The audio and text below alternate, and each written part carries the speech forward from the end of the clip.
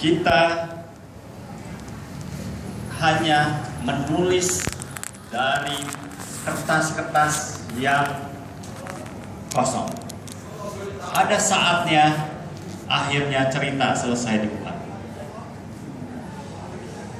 Penulis telah selesai menulis cerita, tetapi cerita sudah terjadi.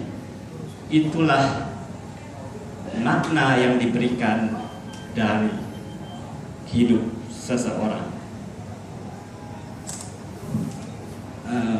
Kami dari keluarga, kami anak-anaknya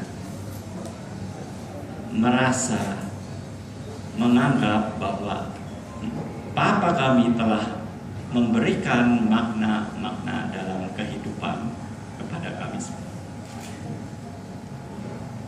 Ada suatu masa di mana pada saat kami kecil, beliau bertindak keras, tegas, memarahi. Tentunya kita sebagai anak suka merasa berontak. Kenapa beliau begitu? Pada saat kita dewasa, kita menyadari bahwa ada hal-hal, dalam hal-hal tertentu kita harus mempunyai suatu prinsip. Itulah kenapa beliau bertindak keras kepada anaknya. Dan itulah yang diinginkan, agar anak-anaknya mempunyai suatu dasar, fondasi untuk menjalani hidup ke depan. Itulah dalam proses menanamkan nilai-nilai yang harus dijalankan dalam hidup ini. Beliau menanamkan nilai-nilai sesuai dengan ajaran-ajaran Kristus. Dan untuk itu semua, kami merasa berterima kasih atas ajaran-ajaran, nilai-nilai fondasi yang telah diberikan oleh Bapa kami tercinta.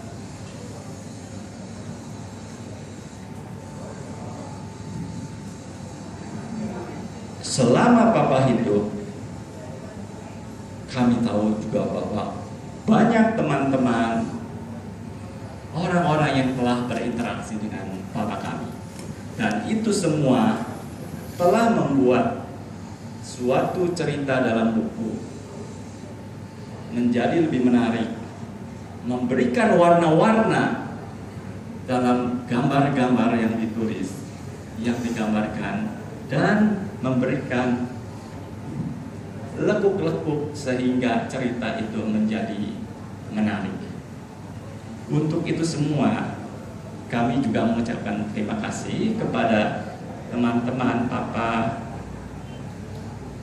yang juga telah berinteraksi sehingga memberikan andil, memberikan kontribusi dalam kehidupan yang indah dari Papa kami.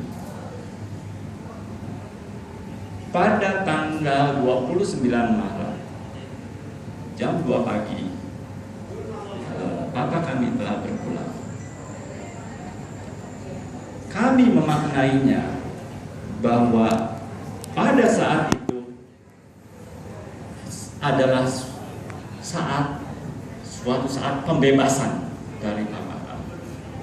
Pembebasan dari tugas-tugas sebagai orang tua, pembebasan dari perbuatan dosa karena manusia pada dasarnya adalah pendosa. Juga pembebasan dari segala sakit yang diderita oleh Papa kami saat itu. Pembebasan sebagai tugas-tugas sebagai orang tua, kami telah merasakannya. Ada suatu saat di mana pada saat beliau sakit, pada saat beliau di ICU, dan pada saat itu untuk masuk ICU itu biasanya ada satu keluarga, satu anak yang harus mendampingi sampai di ICU. pada saat tersebut saya pernah berkesempatan bahwa oke, Bapak udah di ICU, ya sudah istirahat. Tapi beliau masih memikirkan tentang anak-anaknya. Beliau suka bilang, ya sudah, jadi pulang Ustaz tunggu. Kita juga bilang bahwa kita harus tunggu, dari dokter disuruh nggak usah deh. Ya kita akhirnya bilang, ya kita tunggu di luar, kita nggak bisa tunggu di sini. Makna yang ingin saya berikan adalah bahkan dalam keadaan sakit, dalam segala keterbatasannya,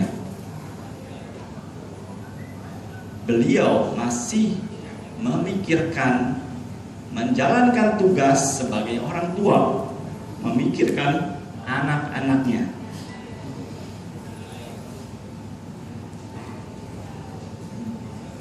Kepergian Papa tanggal 29 itu, dengan kepergiannya, makanya saya bilang bahwa itu adalah benar-benar suatu pembebasan, sehingga dia tidak perlu lagi memikirkan anggota keluarganya, tidak perlu lagi memikirkan menjalankan tugas sebagai orang tua, karena semasa hidup beliau dengan segala keterbatasannya, sepanjang dia masih hidup, dia selalu menjalankan tugas sebagai orang tua.